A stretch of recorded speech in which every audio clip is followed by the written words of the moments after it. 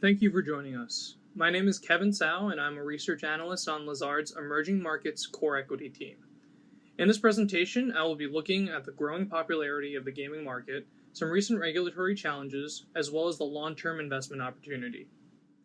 Around the world, 4 billion people have access to the internet, and about 2.5 billion of them play video games. China alone has 600 million gamers, and in the United States, 60% of the population plays one video game or another every single day. All this makes video games a very big business.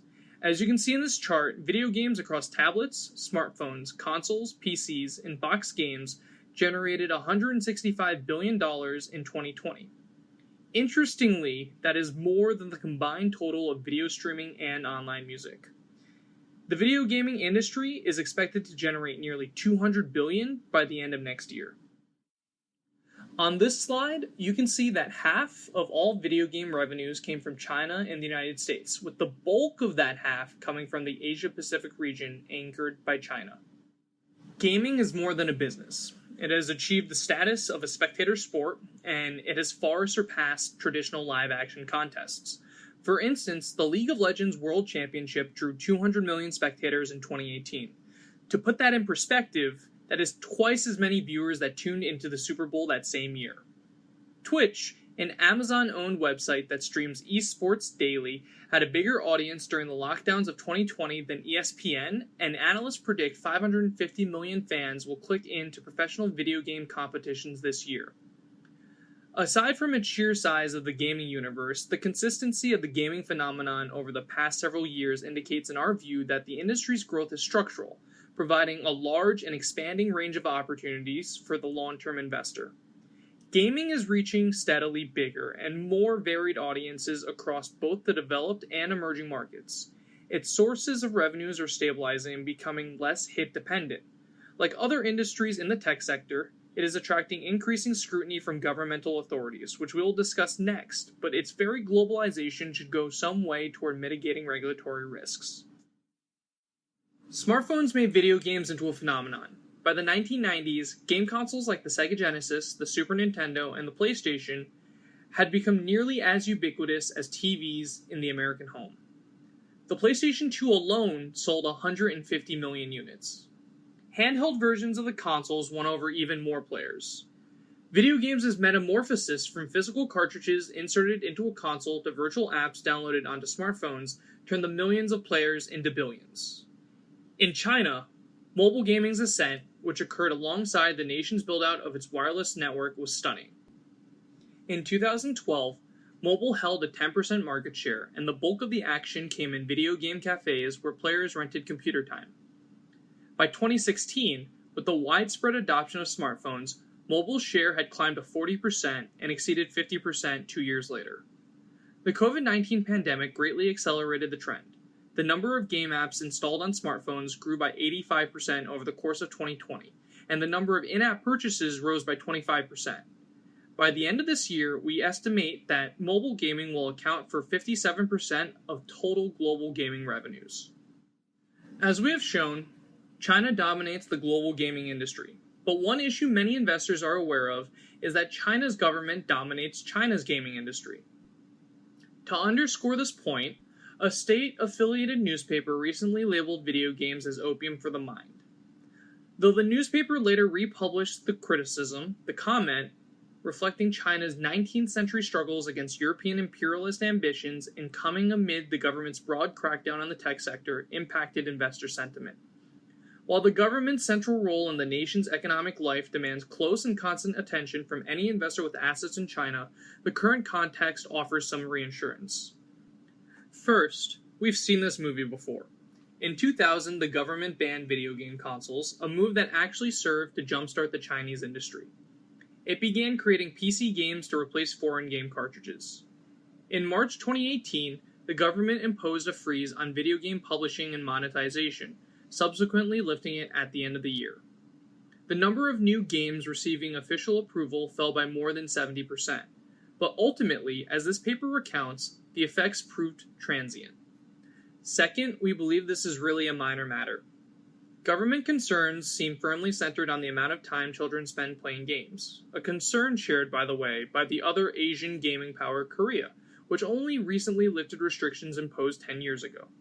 The freeze of 2018 ended with children under 18 limited to 2 hours of gaming per day and under 12 to 1. The new regulations extend the 1 hour limit to everyone under 18 and restricted the days of the week children can play. The biggest video game companies augmented the government's effort by installing visual recognition software in their apps, preventing kids from getting in extra playing time on adult apps. In any event, kids, though a significant share of the industry's player base, constitute little more than a rounding error in its revenue base. At Tencent, they accounted for 6% of the total revenues and 2% at NetEase. Finally, we believe the industry is too big to fail.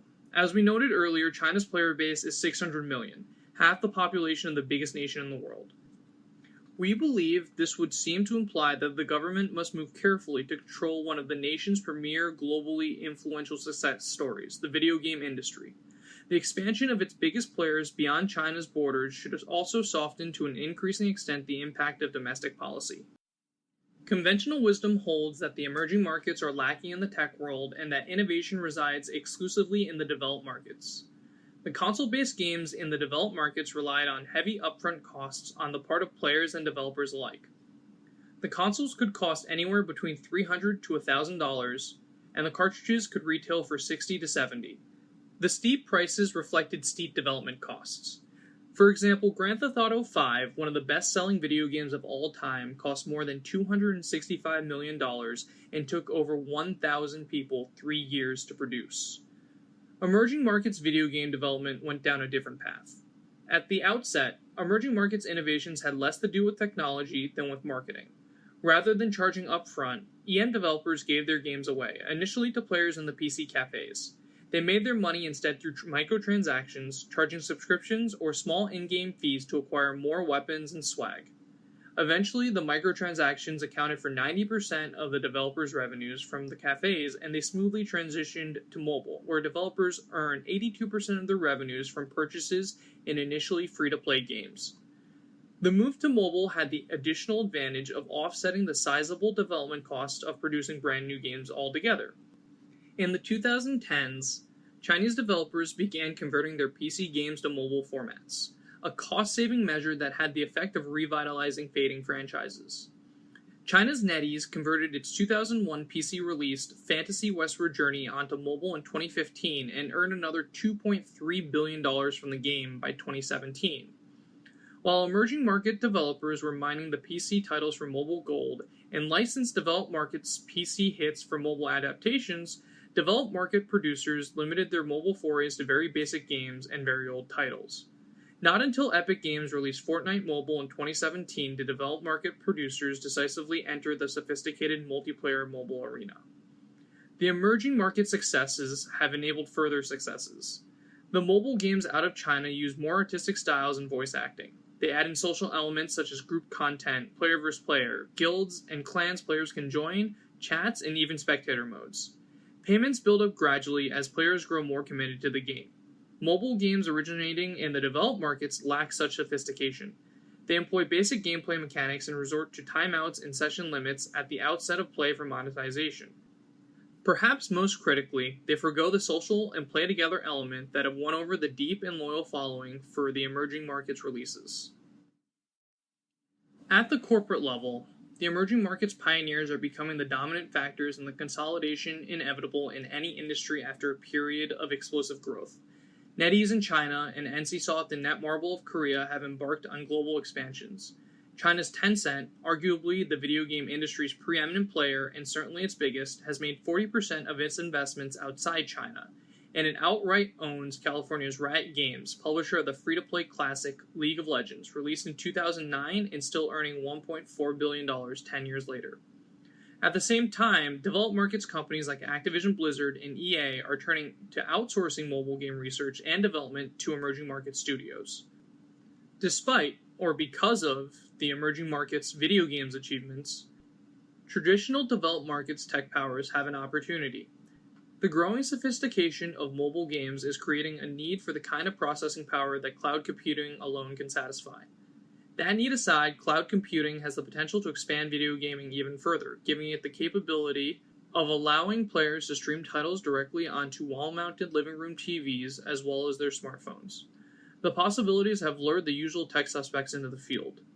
Google launched Stadia, a cloud streaming platform. Sony has PlayStation Now. Microsoft has xCloud.